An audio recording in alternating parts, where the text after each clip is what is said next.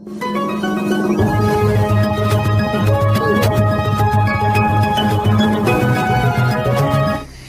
चौक म्हणजेच पाणीटाकी चौक परिसरातील एका प्रमुख रस्त्यावरील डिवायडरची स्थिती पुन्हा एकदा वादग्रस्त ठरत आहे। गव्हर्नमेंट पॉलिटेक्निक कॉलेजसमोर तानाबारा शोरूमकडे जाणाऱ्या रस्त्यावर हा डिवायडर तोडण्यात आला असून येथून बिनधास्त वाहने रस्ता ओलांडत असल्याने अपघातांचे प्रमाण वाढले आहे। यापूर्वी या ठिकाणी एका दुर्दैवी अपघातात आपल्या मुलीला भेटून घरी परतत असलेल्या एका आईचा कारच्या धडकेत मृत्यू झाला होता। या घटनेनंतर जागृती दाखवत डिवायडर बंद करण्याचे प्रयत्न केले, मात्र सध्या या ठिकाणी भर टाकण्यात आली असून ही भर रस्त्यावर आली आहे। मोठमोठे दगड रस्त्यावर पडलेले दिसत आहेत, ज्यामुळे वाहन चालकांसह पॉलिटेक्निक कॉलेजातील विद्यार्थी रस्ता ओलांडताना धोका पत्करत आहेत।